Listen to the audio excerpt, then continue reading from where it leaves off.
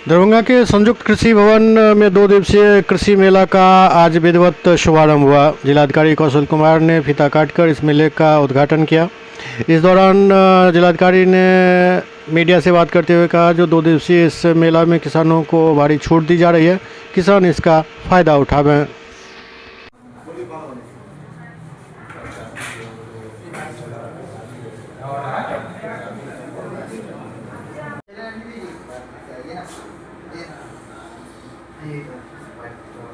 अलग अलग लीजिएगा। क्यों बोल रहे नहीं तो वो हो के चाहिए कि नहीं। एक तो उसके आलोक में तो शो को जाना चाहिए, हाँ वीडियो को। यहाँ से जाना चाहिए। जी हाँ, तो नहीं गया है अभी तक। आज जिला कृषि कार्यालय परिसर में कृषि यांत्रिकरण मेला का जिला पदाधिकारी द्वारा उद्घाटन किया गया। साथ ही साथ यहाँ पे विभिन्न प्रकार के यंत्रों का स्टॉल लगा हुआ है और किसान भाइयों से अनुरोध है कि ये मेला 2 दिवसीय है। कल भी इस मेला का आयोजन जिला कृषि कार्यालय परिसर में है और ज़्यादा से ज़्यादा किसान भाई इस मेला में आए और इस मेला में विभिन्न प्रकार के यंत्रों का जो लगे हुए हैं उससे लाभ प्राप्त करें और अपने इलाके में भी जाके किसानों को बताएं कि इस प्रकार का मेला लगा हुआ है और यंत्रों पे विभिन्न प्रकार के अनुदान उपलब्ध हैं।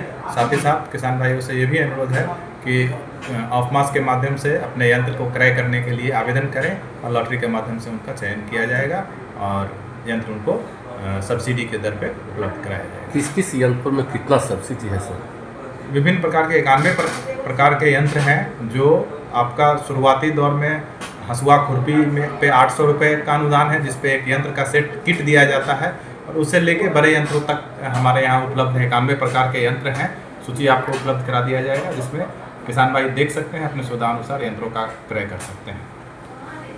आज 2 दिवसीय कृषि यांत्रिकरण मेला का शुभारंभ हुआ है यहाँ पे कृषि भवन से। और कृषि यांत्रिकरण के तहत जो किसान जो खेती में जो इक्विपमेंट यूज़ करते हैं, मशीन्स, उसमें सरकार जो सब्सिडी दी जाती है उसके लिए अप्लाई करते हैं। करीब 3800 किसानों ने अप्लाई किया था और पूरा लॉटरी के माध्यम से जो जितना हमारा लक्ष्य है तो उसके हिसाब से अलॉटमेंट होता है। उसमें कोई मैनुअल इंटरवेंशन नहीं होता है, इसलिए कोई पक्षपात की बात नहीं होती है। और करीब 1200 किसानों को लॉटरी के माध्यम से चिन्हित किया गया था और विभिन्न तरह के इक्विपमेंट कस्टम हायरिंग सेंटर के लिए हैप्पी सीडर मशीन, ट्रैक्टर्स वगैरह दी गई है, जिसमें विभिन्न डिफरेंट तक सब्सिडी है।